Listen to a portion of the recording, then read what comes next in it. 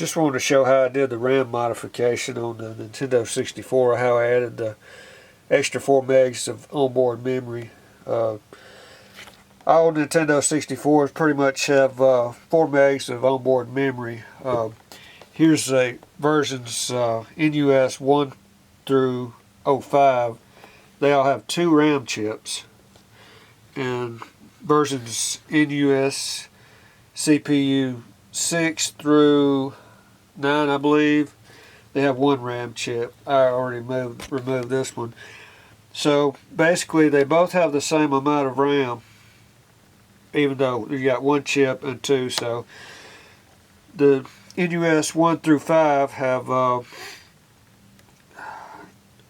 basically two meg chips of RAM, and the NUS 06 through 9 have 1 4 meg stick. So basically I got to looking at different versions, and I found 2 boards that seem to have compatible RAM chips. You know, like the early NUS boards have, they have like the RAM on them. It says something like, I forget exactly what it says, but it's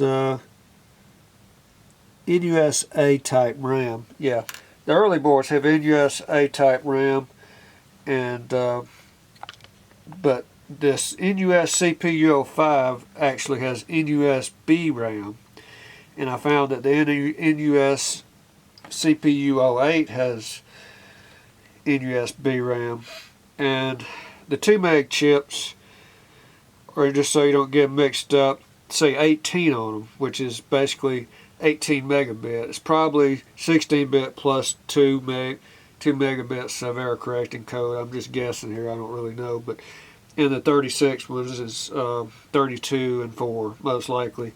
So basically what I did, I had some old junk motherboards. I bought a big lot of non-working 64s that I basically just use for, you know, basic parts, such as sometimes I get them in, you know, that I mod that may have a damaged port, you know, cracked port. Nobody wants a cracked port when they're buying one, so I might replace the port, controller port, or looks like I already took the power switch and the reset switch off this one. That's just some common parts that go bad on these.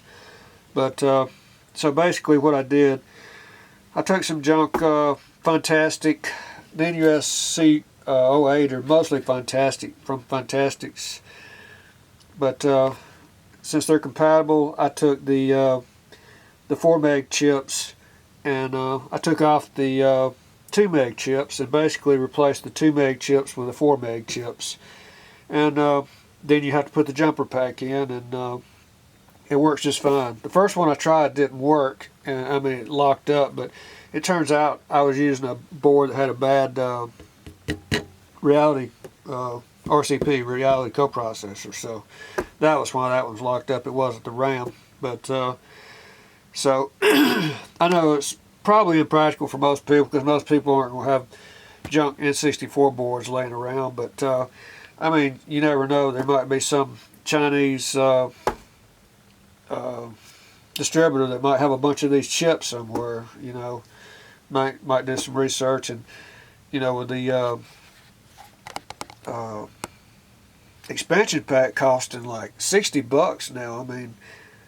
I mean, if you just do some research on some soldering, it doesn't take that long to change out 2 RAM chips. You know, once you kind of get the hang of it or whatever. But that's all you do. If you have junk boards, if you repair these, or if you have a bunch of junk boards, you know, laying around, just, you know, the compatible ones that I know is NUS 08 to NUS 05. Now some of the other ones, I don't think the A's are compatible. I did a little bit of tracing, and I think the NUS A's are different chips, even though they're the same amount, I think. And then they're both 32 pin, but I don't think the pinouts are the same. I could be wrong, but I don't think they would work. And I noticed the NUS 07 seemed like they had a different version of the, it didn't say NUSB, so I would only, just to be safe about it, you know, not damage anything, I would only use the chips in corresponding how I mentioned, the 18, the 36, NUSB, NUSB. So, you know, just to make sure that they're compatible. And it worked just fine. And, you know, thanks to the expansion chip. Now, I know what a lot of people are probably thinking, well, we put an expansion chip in there, and I haven't tried putting an expansion chip yet, but I've been told by some people that these can only address 8 megs of RAM, so I'm imagining that it's not going to really help it to put an expansion pack in, you know, once you take out the jumper and replace it with an expansion pack. You technically have 12 megs of RAM, but I don't really think it can use it. I may test it, and it might even crash with 12 megs. I don't know, because I don't know that much about how the OS on these things work. But I mean, I just thought it's pretty cool that you can do this and have an expansion pack without buying an expansion pack. You know, if you just have spare chips around, and I mean, it would be nice if somebody figured out a way to use extra RAM. You know, like if somebody maybe figured out how to modify one of these modify reality coprocessor, or drop in a more modern version. You know, if there was something silicon graphics made, you know, that might have had a more advanced chip for something else that, you know, was pretty much basically the same hardware but more powerful. You know, that'd be pretty cool if somebody could figure out some way to do a step down chip. I know in the audio world they have like little step down chips, you know, like say you got a DAC, and it's you know, it's kind of outdated, and you got a better DAC that's does better conversion.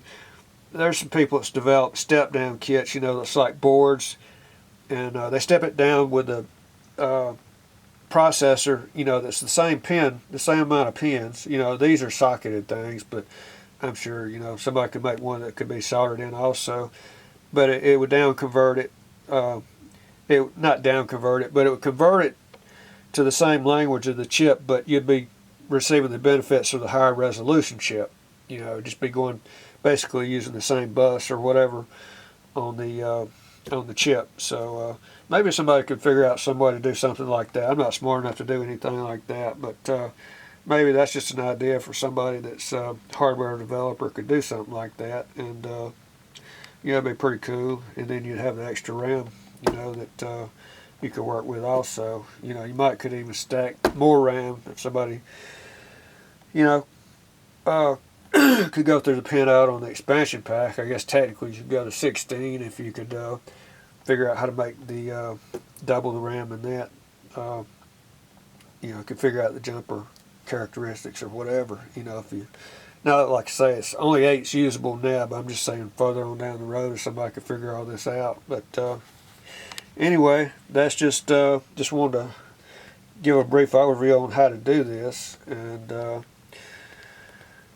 I don't take any risk if you pull any traces or anything. Oh yeah, I just did want to put in one thing, just to be safe about it. I use this low melt solder to and a Hacko reflow station to take the chips off.